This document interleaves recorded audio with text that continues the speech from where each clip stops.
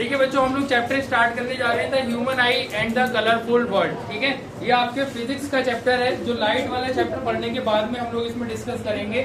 But कुछ चीजें इसमें बायोलॉजी से रिलेटेड रहेंगी क्योंकि हम इसमें बात करने जा रहे हैं ऑर्गन की। ठीक है, हम किसकी बात करने जा रहे हैं? ऑर्गन की बात करने जा रहे हैं। ठीक है, तो थोड़ा सा हम जरा इसके बेसिक्स पे चलते हैं। प्लीज बेटा ध्यान से देखिए अर्शिया, हम थोड़ा इसके बेसिक्स पे चलते हैं। और बेसिक्स ये है कि जब मैंने आपको लाइट पढ़ाया था तब ये बताया था light is a kind of energy. Light क्या है?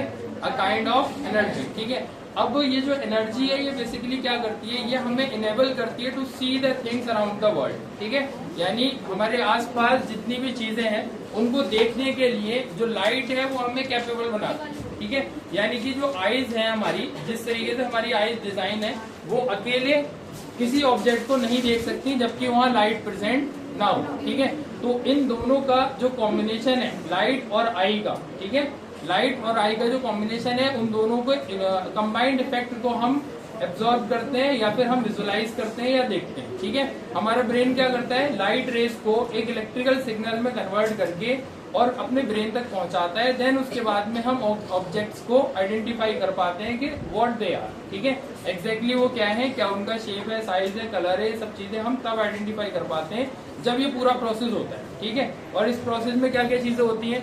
इस प्रोसेस में सबसे पहले जो लाइट रेज होती है वो आपकी रिफ्लेक्ट होकर के आती है किसी ऑब्जेक्ट से, हमारी आईज में एंटर करती है। उसके बाद में वो आईज में एंटर करने के बाद एक किसी पॉइंट पे मीट होती है, जिस पॉइंट को क्या बोलते हैं? बोलिए क्या बोलते हैं? रेटिना। ठीक है, क्या बोलते हैं? रेटिना। ठीक है, तो रेटिना पे जाकर के वो सारी इमेज फॉर्म होती है और वो इमेज एक इलेक्ट्रिकल सिग्नल में कन्वर्ट होकर के ऑप्टिक नर्व्स के थ्रू होती हुई कहाँ जाती है? ब्रेन में जाती है। तब वो हमारा ब्रेन एक एक्चुअल पिक्चराइजेशन हमें दिखाता है कि एग्जैक्टली चीजें कैसी दिख रही। Okay, got it? देखो भाई, चैप्टर के अंदर सबसे पहले शुरुआत हम कर देंगे इसके आई के बेसिक स्ट्रक्चर से। ठीक है, तो आप लोग बायोलॉजी में इसका एक अलग से पोर्शन नहीं दिया गया है ना, तो यहाँ आप इसी चैप्टर में इसको कवर करते हो, तो बहुत ज्यादा डिटेल इसमें है भी नहीं। हम इसके पार्ट्स के बारे में बात कर लेते हैं। तो स्टार्टिंग करते हैं इसके अपर फेस से। ठीक है, स्टार्टिंग कहाँ से करते हैं? अपर फेस से स्टार्टिंग करते हैं। और मुझे उम्मीद है कि आप लोगों को भी इसमें सारी चीजें याद ही होंगी ऑलमोस्ट। ठीक है, तो हेल्प करना देखो साथ में क्या क्या रहेगा। देखो सबसे पहले जो अपर लेयर होगी, ठीक है, उस लेयर के बारे में बताओ। क्या कहेंगे अपर लेयर को? कॉर्निया। ठीक है, क्या कहेंगे? कॉर्निया कहेंगे। ठीक है, जैसे ही आप उसके अंदर जाते हो तो यहाँ क्या होता है? एक एक्वस ह्यूमर होता है। ठीक है, क्या होगा? एक एक्वस ह्यूमर होगा, यानी कि एक फिलिंग होती है ना, लिक्विड की क्या होती है? एक फिलिंग होती है, एक लिक्विड होता है ना। फिर उसके बाद में आपको यहाँ मसल्स देखने के लिए मिल जाएंगी। ठीक है ना, ये जो मसल्स होती है क्या कहलाती है? आइरिस। ठीक है, क्या कहलाती है? Iris. And they are responsible for what? बोलो, हमारे आई कलर के लिए रिस्पॉन्सिबल होती है। ठीक है, किसके लिए रिस्पॉन्सिबल होती है? आई कलर के लिए रिस्पॉन्सिबल होती है, और साथ ही साथ में अमाउंट ऑफ द लाइट को भी यही कंट्रोल करते हैं। ठीक है ना। फिर देखो उसके बाद में बेटा हमें मिल जाता है यहाँ पे लेंस। ठीक है, जो कि एक तरीके से मेजर पार्ट है हमारी आई का, मेजर कह लीजिए या फिर इम्पोर्टेंट पार्ट कह लीजिए, जो आने वाली लाइट रेस को रेटिना पे ले जा करके क्या करता है? कंसंट्रेटेड करता है या फिर कन्वर्ट करता है, जिससे कि हमारी ऑप्टिक नर्व्स उसको एक इलेक्ट्रिकल सिग्नल में कन्वर्ट करके ले जाते हैं कहाँ? ब्रेन। ठीक है, क्लियर होगी इतनी बात? ठीक है बेटा, देखो उसके बाद में यहाँ ये जो मसल्स होती हैं जो हमारे लेंस को पकड़ कर रखती हैं, उनको क्या बोलते हैं? स्लेंडरी मसल बोलते हैं। ठीक है, क्या बोलेंगे? स्लेंडरी मसल बोलेंगे। ठीक है, और एक पार्ट यहाँ पे देखो हमने मिस किया बीच में, ये वाला जो पार्ट होता है इसे क्या बोलते हैं? पुपिल बोलते हैं। ठीक है, क्या बोलते हैं? पुपिल बोलते हैं। ठीक है ना बेटा। उसके बाद में ये आई लेंस मैंने आपको बता दिया ऑलरेडी। बीच का जो पार्ट होता है इसके अंदर अगेन एक फिलिंग होती है जिसको क्या बोलते हैं? विट्रेस ह्यूमर बोलते हैं, है ना। और ये वाला जो पार्ट होता है जहाँ पे आपकी लाइट रेज आकर के कन्वर्ज हो रही होती है। ठीक है, लाइट रेज आकर के क्या होती है? कन्वर्ज होती है। वो पॉइंट क्या कहलाता है हमारा? रेटिना। उस पॉइंट को क्या बोलेंगे? रेटिना बोलेंगे। ठीक है, रेटिना से ये सारी इंफॉर्मेशन लेकर ऑप्टिक नर्व्स कहाँ चली जाती है? ब्रेन में। ठीक है, और किस फॉर्म में जाता है? इलेक्ट्रिकल सिग्नल में। किस फॉर्म में जाएगा? इलेक्ट्रिकल सिग्नल में जाएगा। Got it? चलिए बच्चों आगे अब देखिएगा ह्यूमन है। ये सारी चीजें हम इन डिटेल पढ़ेंगे, सबकी छोटी छोटी डेफिनेशन है। बहुत ज्यादा इसमें आपको लिखने के लिए नहीं आता है। इस चैप्टर से जो चीजें आएंगी वो मैं आपको पॉइंट आउट करके दे दूंगा कि क्या क्या चीजें पूछ सकते हैं। ठीक है ना। देखिए सबसे पहली चीज cornea. It is the front वॉलगेट out of the transparent portion of the eyeball. Light enters the eye through this thin membrane of the eye. ठीक है, यानी कि जो आई की थिन मेम्ब्रेन होती है इसमें से लाइट हमारी क्या करती है? एंटर करती है। ठीक है, फिर उसके बाद में एक्वस ह्यूमर जो उसके अंदर फिलिंग थी, इसका क्या काम है देखो, it is the watery liquid filled in the space between the cornea and lens of the आई.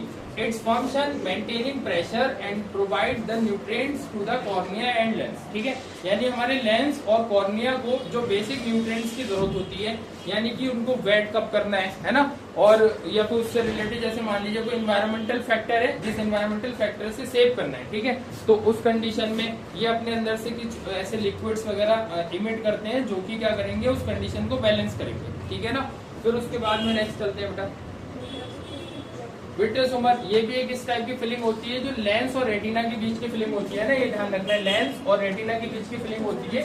ये हेल्प करती है जो हमारा स्फेरिकल शेप है ना, उसको मेंटेन करने में. ठीक है, इसका क्या काम होता है, आई का जो स्फेरिकल शेप है उसको मेंटेन रखती है. ठीक है ना. नेक्स्ट पॉइंट है बेटा आइरिस. ये आइरिस क्या होती है, ये कलर और फ्लेक्सिबल मसल होती है, एक तरीके का डायफ्राम होता है. क्या होता है, एक तरीके का डायफ्राम होता है. अच्छा, मुझे डिफरेंस बता सकते हैं कि डायफ्राम में और सिंपल मसल में क्या डिफरेंस है, डायफ्राम में और सिंपल मसल में क्या डिफरेंस है, क्लियर कर सकते हैं. हाँ, जो कॉन्ट्रैक्ट हो सकती हैं, और कुछ इसके अलावा कुछ हद तक सही कह रहे हैं फातिमा. ठीक है, लेकिन एक और बेसिक डिफरेंस है, क्लियर करो. आफ्टर द डिस्कशन इस बात को दोबारा डिस्कस करेंगे. ठीक है, आप लोग अपने सोचकर बताना है क्या इसमें चीज रहेगी, है ना. तो देखिए ये हमारे कलर के लिए रिस्पॉन्सिबल है. Next thing it's pupil. ठीक है, इस पुपिल में क्या होता है, ये स्मॉल ओपनिंग होती है ना, जो कि आइरिस पुपिल की जस्ट ऊपर वाली जो ओपनिंग होती है, आइरिस के ऊपर वाली ओपनिंग, उसको क्या बोलते हैं, हम पुपिल बोलते हैं. इसमें जो लाइट आती है वो अंदर आई बॉल तक पहुंचने के लिए रिस्पॉन्सिबल है. ठीक है, इसमें से लाइट आने के बाद में कहाँ जाएगी, आई बॉल के अंदर जाएगी. ये ओपनिंग को कंट्रोल करती है, ब्राइट लाइट को क्या करेगी, कंट्रैक्ट करेगी, यानी कि कम कर देगी, और अगर आपकी कम लाइट है तो उसको क्या करेगी, बढ़ा देगी. ठीक है, यानी कि एक्सपेंड हो जाएगी. तो इसके अंदर ये खासियत होती है कि जब ये बहुत ज्यादा लाइट होती है तो उसको अपने आप को क्या कर लेगी, छोटा, और जब बहुत कम लाइट होगी तो अपने आप को एक्सपेंड करके ज्यादा से ज्यादा लाइट को अंदर एंटर करने के लिए हमें एप्लीकेबल बनाती है या एबल बनाती है. ठीक है, उसके बाद में मोस्ट इम्पोर्टेंट पार्ट रेटिना. ठीक है, यहाँ पे एक आपकी जो लाइट रेज होती है वो आकर के इकट्ठी होती है, यानी कि कन्वर्ज होती है, और उस कन्वर्जन के बाद में हमारी जो ऑप्टिक नर्व्स होती हैं वो इस सिग्नल को गेन करती हैं, और इस सिग्नल को ले जाकर के कहाँ ले जाएंगी, ब्रेन के पास ले जाएंगी. ठीक है, तो देखो क्या होता है, in the innermost parts of the back side of eyeball it consists of many light sensitive cells. ठीक है, लगभग कितनी होती है, 125 मिलियन.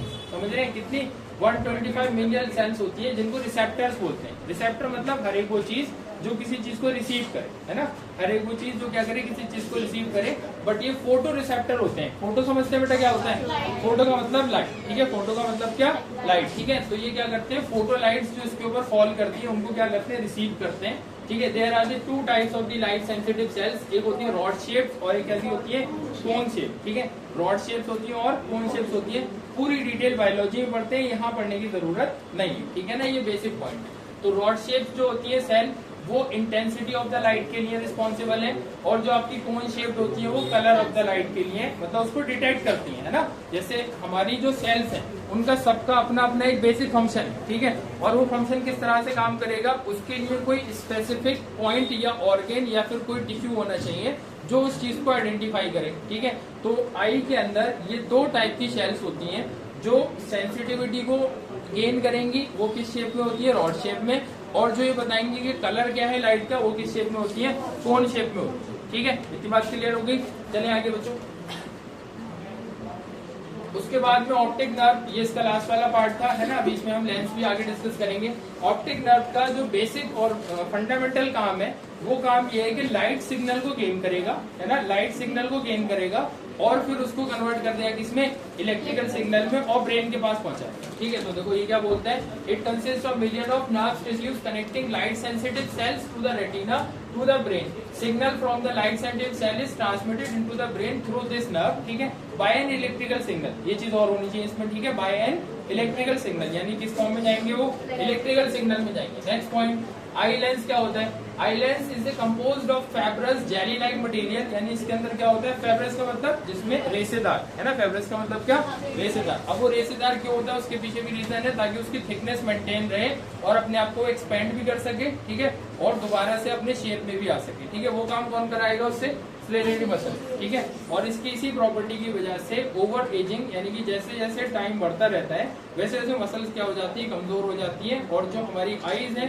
उनके लिए कोई एक पर्टिकुलर लेंस की रिक्वायरमेंट हो जाती है, ठीक है ना, जिसको हम आई डिफेक्ट में आगे बढ़ते हैं, ठीक है बच्चों। स्क्लेरल मसल बता दिया मैंने, ठीक है, बार बार डिस्कस नहीं कर रहे हैं इसको।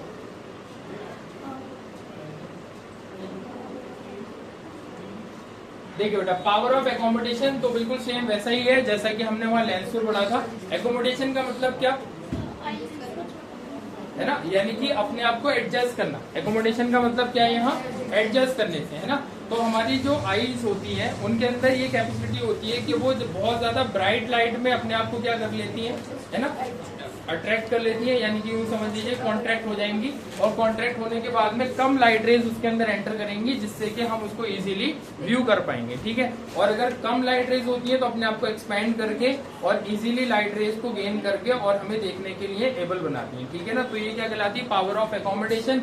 अब क्योंकि यहाँ लेंस अवेलेबल है तो डेफिनेटली यहाँ पे फोकल लेंथ भी होगी, ठीक है, और उस फोकल लेंथ के लिए हम पावर का फॉर्मूला भी यूज कर सकते हैं, ठीक है। तो एक बेसिक हेल्दी ह्यूमन के लिए कैलकुलेशंस इसमें की जाती हैं, जिनको आइडियल कैलकुलेशंस माना जाता है। जिनको क्या मानते हैं हम, आइडियल कैलकुलेशंस मानते हैं, ठीक है। तो उन आइडियल कैलकुलेशंस में ये माना गया कि अगर कोई हेल्दी पर्सन है, ठीक है, अगर कोई क्या है आपका हेल्दी पर्सन है, तो उस हेल्दी पर्सन के लिए जो नियर पॉइंट होगा, यानी सबसे पास की चीज जो वो देख सकते हैं वो क्या होगा, 25 सेंटीमीटर, ठीक है, यानी कितने पास, जिसमें आईज को किसी भी तरीके का कोई डिस्कम्फर्ट फील नहीं होगा, ठीक है। ऐसे तो आप जो उसको पास ला करके जबरदस्ती देखने की कोशिश करोगे देख लोगे, ठीक है, वो पॉइंट नहीं, अलमीरा ट्राई भी कर रही है ना, क्योंकि 25 से कम पे दिख तो नहीं रहा, दिखेगा, है ना, 25 से कम पे दिखेगा, but at ease and comfort, ठीक है, यानी आसानी से और एकदम सहूलियत से आप जितनी दूर पे देखोगे वो कितना होगा, एक हेल्दी ह्यूमन के लिए 25 सेंटीमीटर, ठीक है।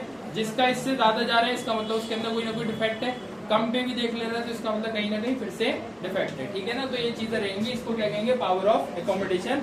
और जो फार पॉइंट है, फार का मतलब दूर से दूर कितना देखें, वो क्या होगा, इन्फिनिटी, यानी कि as long as you can see, है ना, जितना दूर तक आप देख सकते हो वो क्या कहलाएगा, इन्फिनिटी, है ना। अब इन्फिनिटी को आप एक पॉइंट से और समझ सकते हो, जैसे इन्फिनिटी सुन के दिमाग में आता है कैसे, तो सर कोई लिमिट ही नहीं है ना, तो वो लिमिट तब है आपकी व्यू के अकॉर्डिंग, है ना, उसको क्या माना गया, आपके व्यू के अकॉर्डिंग। मान लीजिए आप किसी बीच पे, ठीक है, तो वहाँ जमीन और आसमान, ठीक है, या फिर जो आपका समुद्र होगा और आसमान होगा वो एक जगह मिलते हुए दिखाई देते हैं, ठीक है, तो उसको क्या बोलते हैं, हॉरिजन, क्या बोलते हैं उसको, हॉरिजन बोलते हैं, ठीक है। तो horizon considered as infinity, horizon को क्या कंसीडर किया जाता है, इन्फिनिटी कंसीडर किया जाता है, ठीक है। इसमें सीबीएसई वाले बच्चों का क्वेश्चन आता है, समझ रहे, सीबीएसई वाले बच्चों का इसमें इस तरीके का क्वेश्चन आता है केस स्टडी में, ठीक है, तो उसमें हॉरिजन वर्ड यूज करता है वो इन्फिनिटी की जगह, ठीक है, क्या वर्ड यूज करेगा, हॉरिजन वर्ड यूज करेगा इन्फिनिटी की जगह। तो इस चीज को ध्यान रखना, कंफ्यूज नहीं होना है, ठीक है। Horizon is considered as infinity, ठीक है, हॉरिजन को किस में कंसीडर करेगा,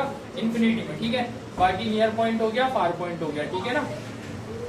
नेक्स्ट है बेटा defect of vision and their correction, यानी कि आईज के अंदर कौन कौन से डिफेक्ट क्रिएट हो सकते हैं और उनके बाद में उनका करेक्शन कैसे किया जाता है, ठीक है। तो इनके बेसिक कॉज समझना बहुत इंपॉर्टेंट है, ठीक है। अगर हमें इनका कॉज समझ में आ गया और हमें लेंस का काम पता है कि कौन सा लेंस क्या करता है, तो हम इजीली काम को कर लेंगे, ठीक है। तो थोड़ा सा जरा बेसिक कॉन्सेप्ट पे चलते हैं, जो लाइट वाला कॉन्सेप्ट हमने पीछे पढ़ा था, ठीक है, उसको डिस्कस कर लेते हैं, तब हम बहुत अच्छे से समझ पाएंगे।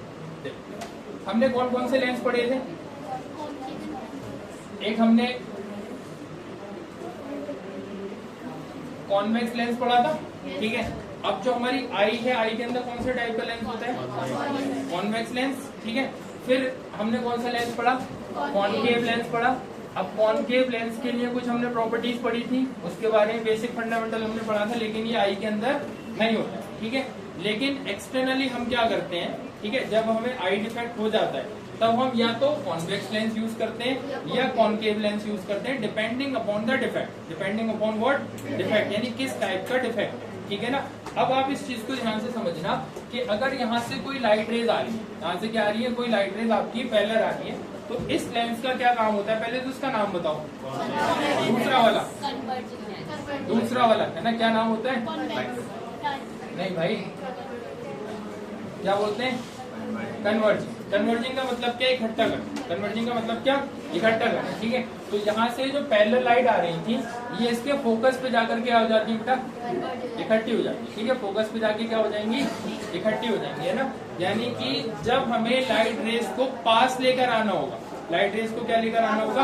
पास लेकर आना होगा। ठीक है, जैसे दूर निकल जाए, ये रेटिना है, रेटिना से बाहर निकल गई, रेटिना से क्या हो गई? बाहर निकल गई लाइट रे, और मुझे अंदर लेकर आना, मुझे क्या लेकर आना है? उन लाइट रेस को अंदर लेकर आना है एट रेटिना। ठीक है अर्शिया, कहाँ लेकर आना है? रेटिना पे लेकर आना है। तब मुझे लाइट रेस को पीछे लाना है ना, तो पीछे लाने का कौन काम करेगा? Converging lens. कौन काम करेगा? Converging lens. बेसिक चीजें याद कर लेना, कभी दिक्कत नहीं आएगी इसमें। ठीक है ना। दोबारा देखो, हमने हमारे पास में कोई कॉन्वेक्स लेंस दिया है ना, उस कॉन्वेक्स लेंस का काम क्या होता है? अगर कोई लाइट रेस इन्फिनिटी से आ रही है ना, यानी कि कैसी है? वो पैरेलल है, और हमें उन्हें इन्फिनिटी पे तो कभी मिलेंगी तो नहीं वो, है ना, ये बात क्लियर है। लेकिन हम उन्हें मिलाना चाहते हैं, यानी पास लाना चाहते हैं। ठीक है, तब उनको पास लाने के लिए जो लेंस यूज करेंगे उसका क्या नाम? कॉन्वेक्स या कन्वर्जिंग लेंस। कॉन्वेक्स या कन्वर्जिंग लेंस। अब इसको आई के कॉन्सेप्ट में समझो। आई में क्या होगा? जैसे कि हमें जो डिफेक्ट देखने के लिए मिलेंगे वो ऐसे डिफेक्ट मिलेंगे कि लाइट रेस बाहर जाके मिल रही होंगी। लाइट रेस कहाँ मिल रही होंगी? बाहर जाके मिल रही होंगी। तो जब वो बाहर जाकर मिलेंगी तो हमें तो यहाँ रेटिना पे चाहिए ना, तो इसका मतलब पीछे लेकर आना है। तो पीछे लाने के लिए यहाँ ला करके हम क्या रख देंगे? एक कॉन्वेक्स लेंस रख देंगे, और ये वाली जो लाइट्स रेज हैं वो आकर के यहाँ मिल जाएंगी। समझ गए? यानी कहाँ मिल जाएंगी? रेटिना को मिल जाएगी, है ना। तो कॉन्वेक्स लेंस यानी कन्वर्जिंग लेंस का काम है रेस को पीछे लाना। ठीक है, कॉन्वेक्स लेंस या कन्वर्जिंग लेंस का काम है रेस को पीछे लेकर आना। ठीक है, अब इसकी बात करते हैं बेटा। बिल्कुल सेम फिनोमिना ले लो। यहाँ पे क्या हुआ? यहाँ पे अगर पैरेलल बीम आएगा, समझ रहे हैं? यहाँ पे क्या आएगा? अगर कोई पैरेलल बीम आएगा, यानी कि कोई दो रे आएंगी, तो ये लेंस, इसकी खासियत ये है कि ये उन रेस को क्या करेगा? फैलाएगा। ठीक है, यानी कि कुछ इस तरह से एक्सपेंड कर देगा। ठीक है, क्या करेगा? एक्सपेंड करेगा। तो जब हमें लाइट रेस को दूर लेकर जाना होगा, लाइट रेस को कहाँ लेकर जाना होगा? दूर लेकर जाना होगा, तब हम इस लेंस का यूज करेंगे। तब हम क्या करेंगे? इस लेंस का यूज करेंगे। क्लियर होगी इतनी बात? ठीक है, क्लियर इतनी बात, है ना। लाइट रेस को अगर हमें दूर लेकर जाना है, और दूर ले जाने वाली कंडीशन कब बनेगी? जब आई के अंदर कुछ ऐसा डिफेक्ट हो जाए, आई के अंदर कुछ ऐसा डिफेक्ट हो जाए कि वो पीछे ही मिल जाए, है ना। पीछे ही क्या हो जाए? यहाँ पे वो मीट कर जाए। समझ गए? जब वो पीछे ही मीट कर जाएंगी तो हमें कहाँ चाहिए? ये जो इमेज यहाँ बन रही है ये कहाँ बननी चाहिए थी? रेटिना पे। तो डेफिनेटली इन लाइट रेस को हमें एक्सपेंड करना होगा, और एक्सपेंड करके वो कहाँ पहुंचेंगी? रेटिना। क्लियर हुई इतनी बात? फंडामेंटल क्लियर हो गया।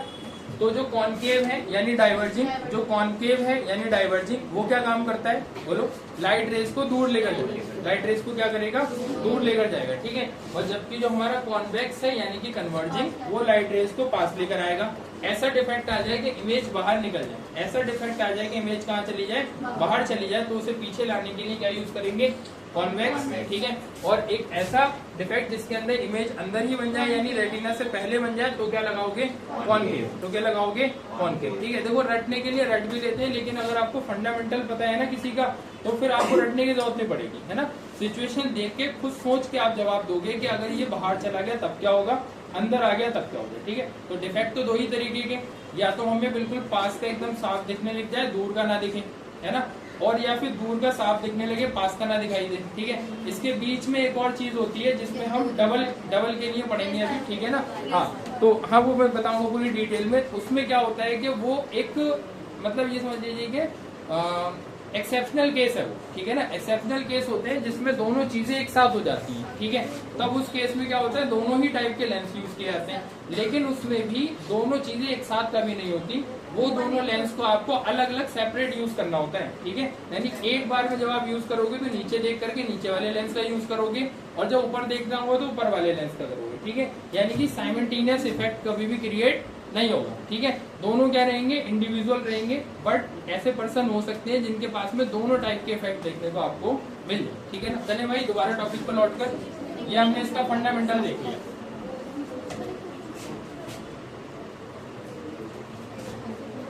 देखिए, defect of vision and their correction. तो सबसे पहला मायोपिया। मायोपिया का मतलब क्या होता है? दूसरा नाम बताओ इसका। Near sightedness. नियर साइडनेस का मतलब क्या? या शॉर्ट साइडनेस का मतलब क्या? पास की चीज सही दिखती है, पास की चीज सही दिखती है, दूर की चीज नहीं दिखती है ना। पास की चीज सही दिखेगी, दूर की चीज नहीं दिखेगी, ठीक है। तो देखो इसमें क्या होता है, it is also known as near sightedness. A person with myopic can see the near by object clearly but can not see the distant object. Distance का मतलब जो दूर होती है, ठीक है ना। डिस्टिंक्टली का मतलब क्लियरली, डिस्टिंक्टली का मतलब क्या होता है, क्लियरली, ठीक है। Its far point is nearer than the infinity, यानी कि उसका जो फार पॉइंट होता है वो इंफिनिटी से पहले होता है, ठीक है। उसका फार पॉइंट जो होगा क्या होगा, उस बंदे का जिसको ये चीज हो गई है वो इंफिनिटी से पहले की ही चीजें देखेगा, ठीक है ना। फिर उसके बाद देखो, image is found before the retina in the myopic eye. Image कहाँ बनेगी, रेटिना से पहले। अब इसमें कौन सा लेंस लगाएंगे बताओ, कॉनकेव। डेफिनेटली क्या लगाएंगे, कॉनकेव, क्योंकि बाहर जाना है ना, ठीक है। क्योंकि हमें लाइट रेज को कहाँ पहुंचाना है, बाहर पहुंचाना है, ठीक है। तो जो मायोपिक आई है उसको करेक्ट करने के लिए कॉनकेव लगाएंगे। जो मायोपिक आई है उसको करेक्ट करने के लिए क्या लगाएंगे, कॉनकेव लेंस लगाएंगे। क्लियर होगी इतनी बात। चलिए आगे। अब देखो इसमें कुछ इसके रीजंस भी है कि किस किस वजह से हो सकता है। तो सबसे पहला पॉइंट ये है कि excessive curvature of the eye lens, यानी कि आई लेंस क्या हो जाए, आपका बड़ा हो जाए। कर्वेचर का मतलब क्या होता है, उसकी एंटायर रेडियस। कर्वेचर का मतलब क्या होगा, उसकी एंटायर रेडियस। अगर वो रेडियस बड़ी हो जाए, या फिर elongation of the eye ball, दो तरीके से हो सकता है ना। देखो इसको ड्रॉ कर लेते हैं। कैसे होगा, जो आपका कर्वेचर है ना, किसका, आई लेंस का, या तो वो बड़ा हो जाए या वो क्या हो जाए, आपका बड़ा हो जाए, ठीक है। एक्सेसिव कर्वेचर, तो वो कैसे हो सकता है, मान लीजिए हमारे ये आई लेंस है, तो इस आई लेंस में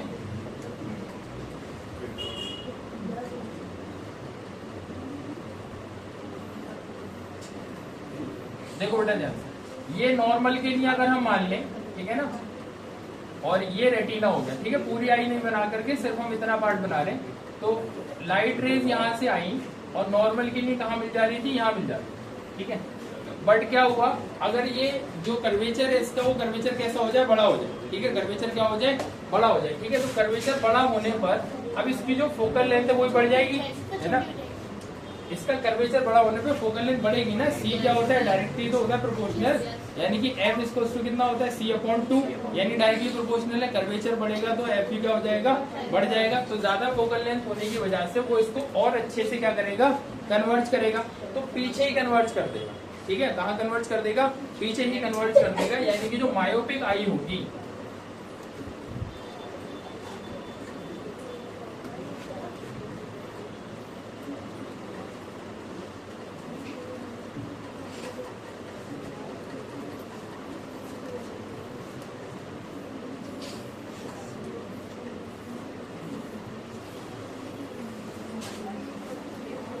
उसमें पहले ही क्या हो जाएगा, वो कन्वर्ज हो जाएगा, और जिससे कि इमेज रेटिना पे ना बन के कहाँ बन जाएगी, पहले बन जाएगी, ठीक है। अब उसको इम्प्रूव करने के लिए आपने क्या कर देना है, यहाँ पे ला करके एक कॉनकेव लगा देना है लेंस, जिससे कि वो उसको दोबारा कहाँ ले जाएगा, रेटिना पे ले जाएगा। क्लियर है इतनी बात। चलिए आगे। इलोंगेशन ऑफ आई बॉल पे क्या होगा, बिल्कुल सेम कंडीशन रहेगी जैसे ये वाली चीज है। इलोंगेशन का मतलब क्या हो जाए कि पीछे इस तरीके से ये आई बॉल बड़ी हो जाए, तो दोबारा रेटिना कहाँ चला गया, पीछे चला गया, और जो कन्वर्जन हुआ था वो क्या हो गया, पहले ही हो गया, ठीक है। कन्वर्जन कहाँ हो जाएगा, पहले हो जाएगा। क्लियर है इतनी बात। अब बस जस्ट इसका अपोजिट हमें किसमें सोचना है, बोलो, हाइपरमेट्रोपिया, ठीक है। किसमें सोचना है, हाइपरमेट्रोपिया, ठीक है। देखो अब देखो मायोपिक के लिए इन्होंने डायग्राम्स दिया है, ठीक है। ये आगे देखो मायोपिया का जो हमने ड्रॉ किया था, ये करेक्ट कर दिया। कौन सा लेंस लगाया, कॉनकेव लगाया, ठीक है। क्लियर है इतनी बात। अब देखो ये हाइपरमेट्रोपिया, हाइपरमेट्रिया को क्या क्या बोलते हैं, फार साइडनेस भी बोलते हैं। यानी कि दूर की चीजें साफ दिखेंगी और पास की चीजें दिखाई नहीं देंगी। इमेज कहाँ बन जाती है, बोलो, बाहर। इमेज कहाँ बनेगी, बाहर बनेगी, ठीक है। यानी कि रेटिना से बाहर इमेज निकल जाएगी, ठीक है, आगे निकल जाएगी। क्लियर है ना। इसमें क्या होगा, जो आपका नियर पॉइंट है वो 25 सेंटीमीटर से कैसा होता है, ज्यादा होता है, ठीक है। मोर देन 25 सेंटीमीटर होगा, ये पॉइंट याद रखना है, ठीक है ना। और इमेज कहाँ बनेगी, रेटिना के बाहर बनेगी, ठीक है। अब इसकी वजह क्या क्या हो सकती है, फोकल लेंथ क्या हो जाए, फोकल लेंथ क्या हो जाए, बहुत ज्यादा बड़ी हो जाए, ठीक है ना। और दूसरी चीज जो आई बॉल है वो कैसी हो जाए, स्मॉल हो जाए, ठीक है। आई बॉल क्या हो जाए, स्मॉल हो जाए, ठीक है। नेक्स्ट पॉइंट है बेटा, अब देखो इसमें वही सेम डायग्राम रहेगा, ये नॉर्मल के लिए है, ये किसके लिए, नॉर्मल के लिए यानी रेटिना पे बनेगा। बट जिसमें हाइपरमेट्रोपिया होगा, ठीक है, तो वहां काम बन जाएगा बाहर की तरफ, उसको हमें रेस को पीछे लेकर आना है। पीछे लाने का काम कौन करेगा, कन्वर्जिंग लेंस यानी कि कॉन्वेक्स लेंस। तो यहाँ हम ला करके लगा देंगे कन्वर्जिंग लेंस और वो दोबारा ले आएगा लौटा कर किस पे, रेटिना। ठीक है, कहाँ ले आएगा, दोबारा रेटिना पे लौटा कर ले। ठीक है, इतनी बात क्लियर हो गई।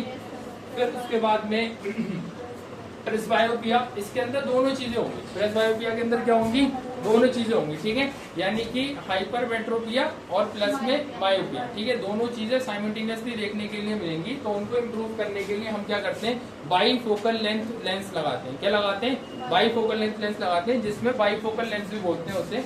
उसमें क्या होता है कि नीचे का एक पार्ट उसमें अलग कर्व में होगा। ठीक है, एक कॉन्वेक्स होगा और एक क्या होगा, कॉन्केव, लेकिन वो मर्ज किए हुए होते हैं। ठीक है, यानी कि होंगे क्या, साथ में ही वो देखने के लिए मिलेंगे। अगर आप लेंस को सही से देखो तो लेंस कुछ इस टाइप का होगा ये। ठीक है ना, तो ये मैंने एक ही ड्रॉ किया है। पीछे वाला पार्ट हो सकता है कॉन्वेक्स हो, अंदर वाला पार्ट कॉन्केव हो, या फिर अंदर वाला कॉन्वेक्स हो सकता है, पीछे वाला कॉन्केव हो सकता है। ठीक है, वो डिपेंड करता है कि वो डिफेक्ट किस तरीके से। चलिए बेटा आगे।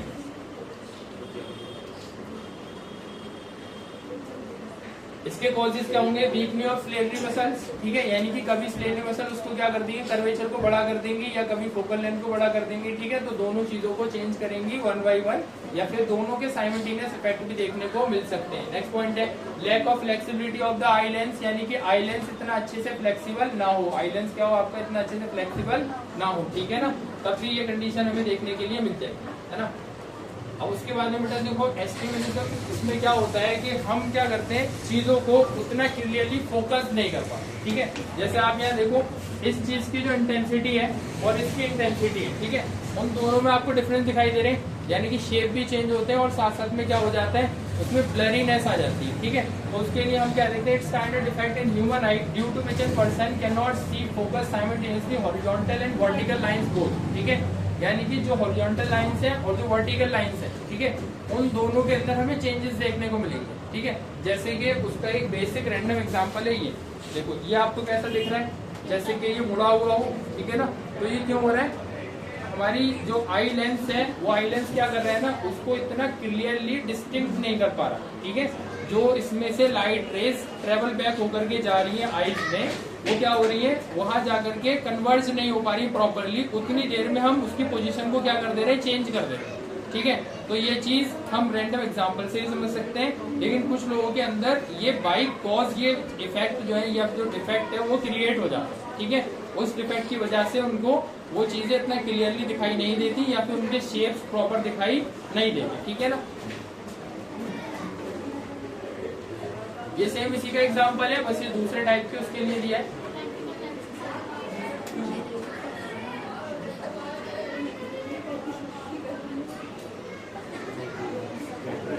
नेक्स्ट पॉइंट है, लेकिन कैटरेक्ट कराने से पहले इसके थोड़े से क्वेश्चंस करेंगे हम लोग। ठीक है ना बेटा,